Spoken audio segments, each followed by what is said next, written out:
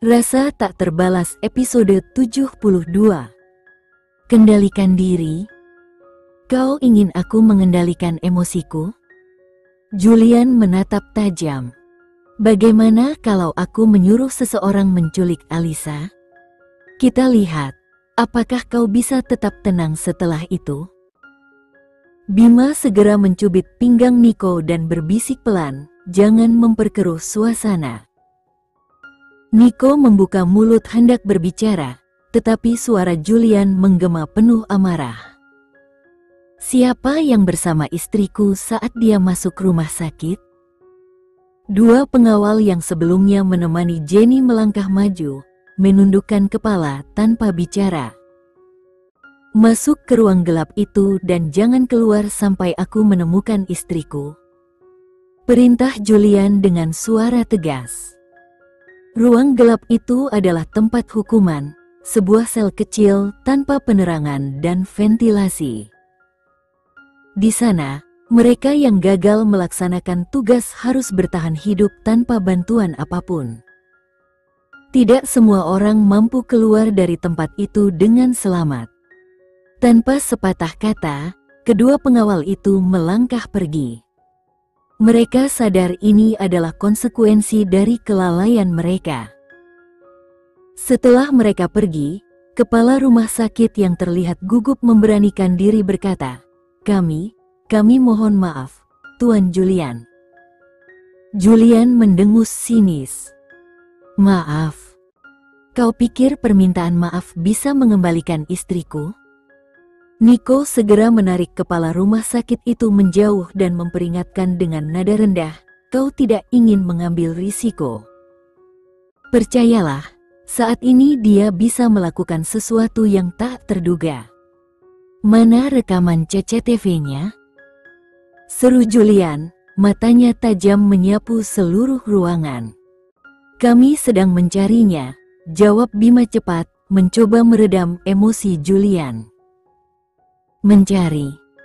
Julian membalas dengan suara meninggi. "Berapa lama waktu yang kalian butuhkan?" Julian meraih kerah kepala rumah sakit itu, berbicara dengan nada yang begitu dingin hingga membuat suasana semakin tegang. "Jika sesuatu terjadi pada istriku, kau dan tempat ini akan menanggung akibatnya. Aku akan memastikan kalian semua menghadapi konsekuensi." Tepat saat itu, seorang petugas keamanan masuk tergesa-gesa sambil membawa tablet. "Tuan, ini rekaman CCTV yang Anda minta." Nico dengan sigap mengambil tablet itu dan meletakkannya di atas meja. "Julian, tenanglah. Kita lihat ini dulu," katanya dengan nada tegas namun menenangkan. Di dalam gudang yang remang, Jenny terbangun dengan kepala yang berdenyut hebat dan rasa sakit tajam di perut bagian bawahnya. Sambil memegangi kepala dan perutnya sekaligus, dia mengerang lemah.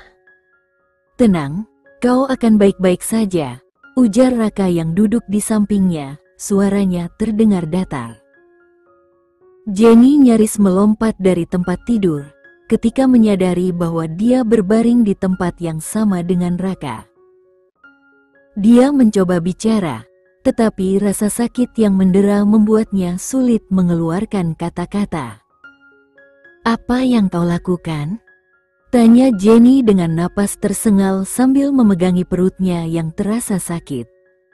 Raka mengangkat bahu, seolah tak peduli. "Aku tidak melakukan apapun padamu atau bayi itu." Tapi dia berdiri, mengambil sebuah tablet dan sebotol air dari meja kecil di sudut ruangan. "Kalau kau minum obat ini, rasa sakitmu akan hilang," lanjutnya dengan nada tenang. Jenny menatapnya penuh kecurigaan. "Apa maksudmu?" Raka menghela napas, suaranya berubah serius. "Ini akan membantu kita mengatasi masalah ini. Bayi itu tidak perlu ada." "Diam!" teriak Jenny tiba-tiba. Dengan sorot mata tajam yang penuh kemarahan, dia melanjutkan, berani sekali kau bicara seperti itu tentang bayiku. Siapa kau sebenarnya? Pergi dari sini dan biarkan aku pergi." Raka menggeleng, wajahnya tetap tenang namun mengancam. "Kita berdua tahu bayi ini tidak seharusnya ada.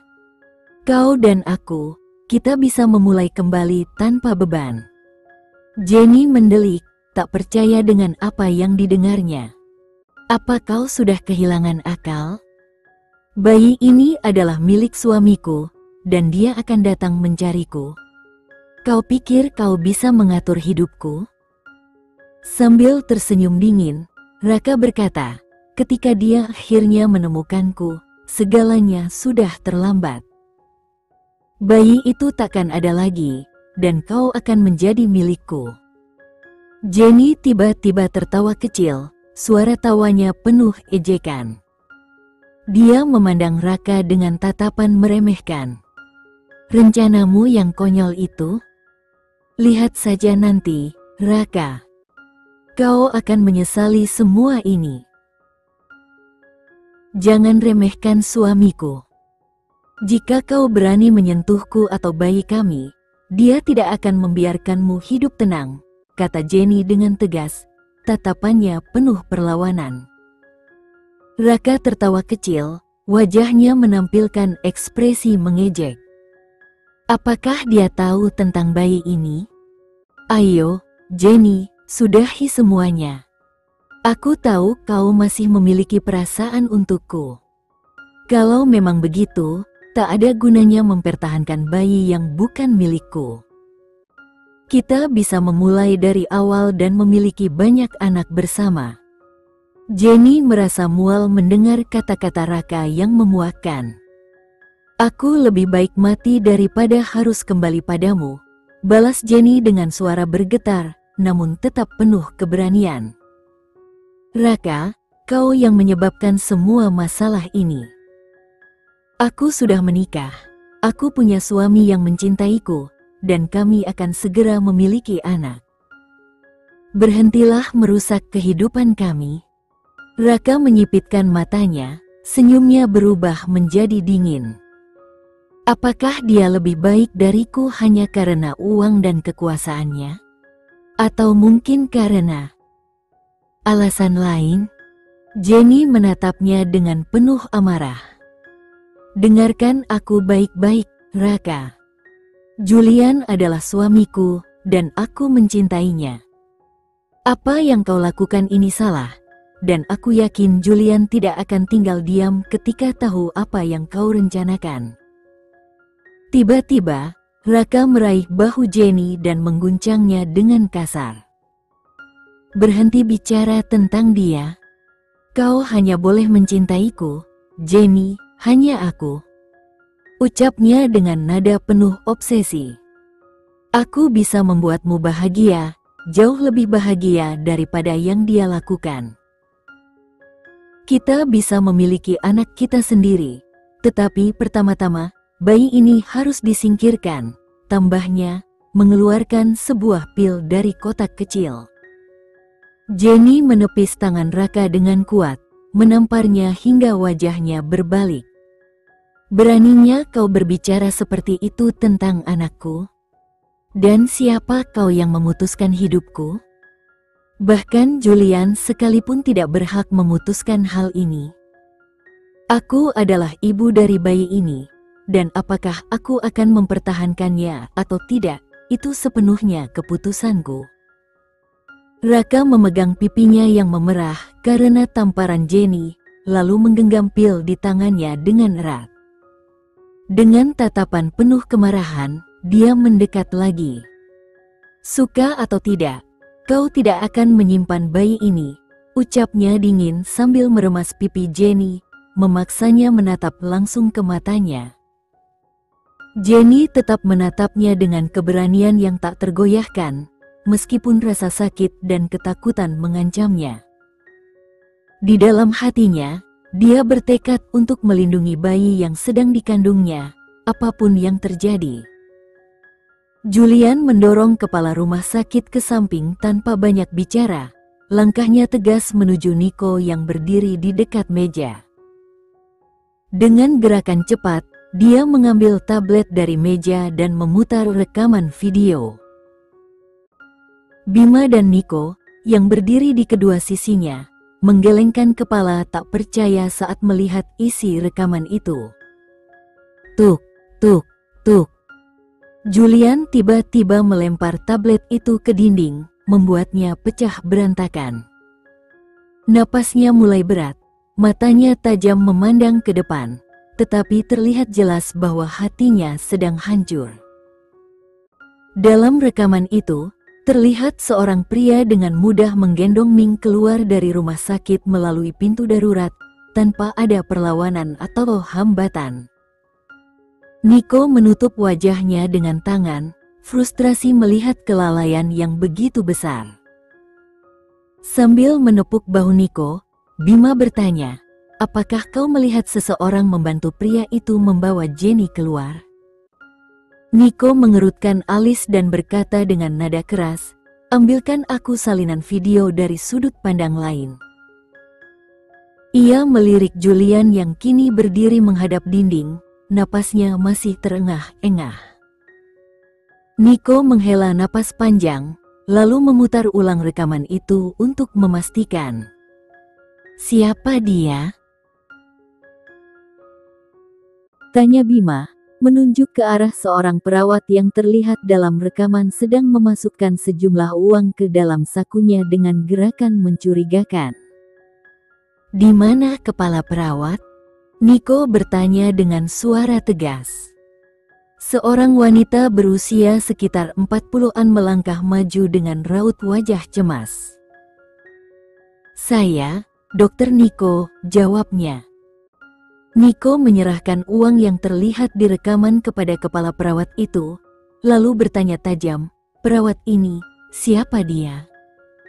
Wanita itu menatap rekaman sejenak sebelum menjawab dengan nada gugup, "Dia perawat Siren."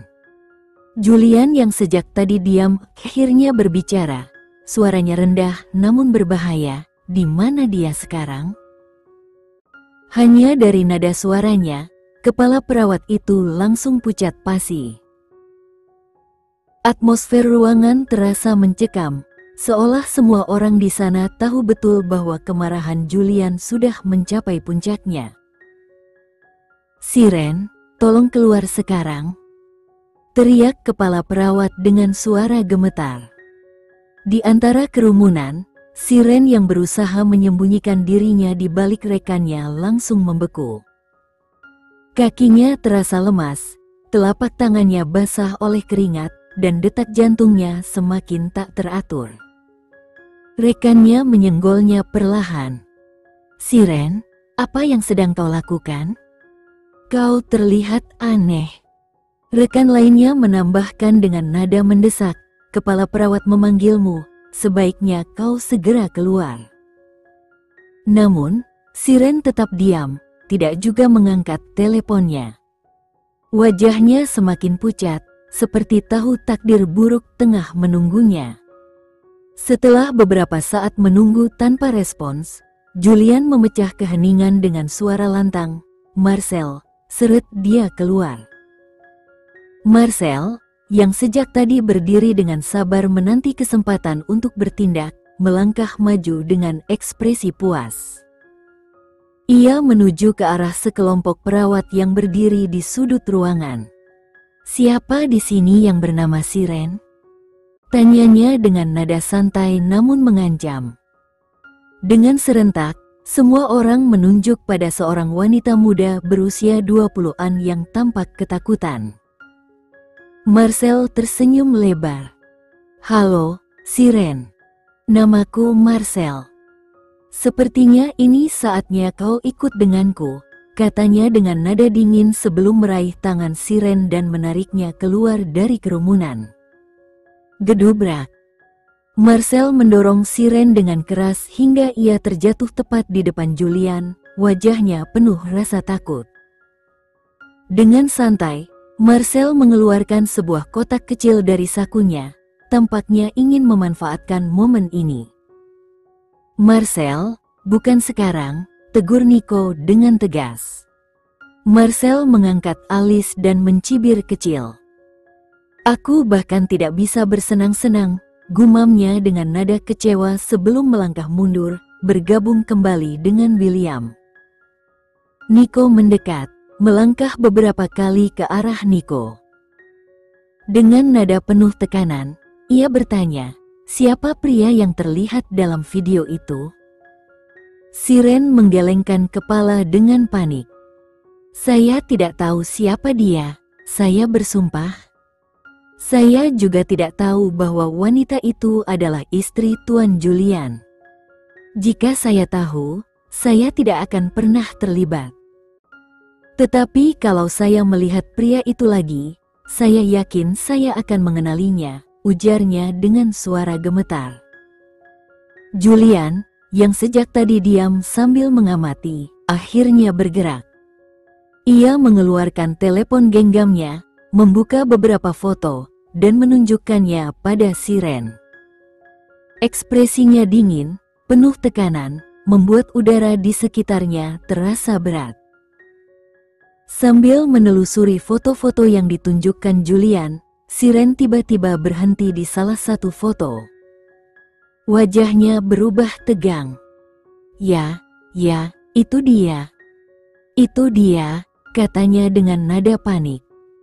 Sebuah pukulan keras mendarat di dinding, membuat semua orang di ruangan itu terdiam. Suara Julian bergema dengan nada marah. Siapa saja orang-orang yang mengikuti Raka? Pria itu Raka? Tanya Nico, mencoba memastikan. Siren menggelengkan kepala cepat. Aku tidak tahu namanya, tapi dia adalah pria yang sama. Ketika aku bertanya siapa wanita itu, dia hanya menjawab bahwa wanita itu sekarang miliknya. Pukulan lain menghantam dinding, lebih keras dari sebelumnya. Julian berbalik dengan wajah gelap dan penuh amarah. Siapa orang-orang yang bertugas mengawasi Raka?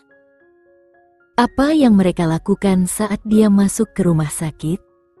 Bukankah mereka seharusnya melaporkan setiap pergerakannya? Rafael, di mana mereka sekarang? Teriak Julian, nadanya penuh ketegangan. Rafael langsung mengeluarkan teleponnya dengan tangan sedikit gemetar. Aku akan segera menghubungi mereka, bos, jawabnya. Ia menelepon tim pengawas. Kalian di mana sekarang? Tanya Rafael dengan nada mendesak. Suara dari seberang menjawab, kami berada di luar kediaman keluarga Pandegas. Rafael memijat dahinya dengan frustrasi. Raka sudah menculik nyonya bos kita. Apa yang kalian lakukan di sana? Bos akan sangat marah mendengar ini. Pria di telepon terkejut. Bagaimana ini mungkin? Kami tidak pernah melihat dia keluar dari sini. Rafael menutup telepon dengan geram, lalu menatap Julian. Ketegangan di ruangan itu semakin tebal, seolah-olah sebuah badai besar akan segera datang. Bos ingin kalian segera ke rumah sakit sekarang, kata Rafael setelah menutup telepon dengan ekspresi tegang. Apa yang mereka katakan? Tanya Julian dengan suara tajam. Mereka berada di luar kediaman Pandegas. Mereka mengklaim tidak melihat Raka meninggalkan tempat itu, jawab Rafael dengan hati-hati. Julian menyipitkan mata, lalu membentak dengan suara menggelegar. Apa maksudnya mereka tidak melihat pria itu keluar dari rumah? Apa mereka tidur di sana? Aku menugaskan mereka untuk melindungi istriku, dan mereka gagal total. Aku menugaskan mereka untuk memantau bajingan itu, dan mereka hanya berdiri di depan rumahnya sementara Raka menculik istriku seperti dia adalah orang biasa. Dengan penuh amarah, Julian menghantam dinding lagi. Dum! Dia menatap semua orang di ruangan dengan mata penuh kemarahan. Dia adalah istriku. Wanita yang berhasil diculik Raka begitu mudah itu adalah milikku. Apa gunanya memberi makan orang-orang yang tidak berguna, yang bahkan tidak bisa melakukan tugas sederhana? Pecat mereka semua. Aku tidak butuh orang bodoh seperti mereka. Bima dan Nico saling melirik, terkejut oleh pernyataan Julian. Para anggota geng mereka dikenal sebagai orang-orang yang terlatih dan tangguh. Memecat seluruh tim sekaligus bukan hanya akan menimbulkan kekacauan, tetapi juga berisiko besar bagi organisasi mereka. Nico membuka mulut, mencoba menawarkan saran, tetapi sebelum dia bisa berbicara, William melangkah maju dengan tablet di tangannya. "Bos, kami baru saja menerima email dari sumber yang tidak dikenal. Saya pikir Anda perlu melihat ini," katanya dengan nada serius. Julian mengerutkan kening, mengambil tablet itu dengan cepat. "Apa ini?" tanyanya dengan nada penuh kecurigaan, matanya memindai layar dengan cepat. Sekian dulu ya video kali ini, kita lanjutkan lagi videonya di lain waktu. Oh iya, bagaimana menurut kalian? Semoga bisa sedikit menghibur kalian semua. Untuk teman-teman yang baru nonton, jangan lupa subscribe ya, hehehe. Dan kalau teman-teman ada yang ingin gabung langganan, bisa langsung gabung saja untuk dapat fitur yang menarik dan sedikit membantu Mimin. Terima kasih banyak sudah menonton, sampai jumpa lagi, bye.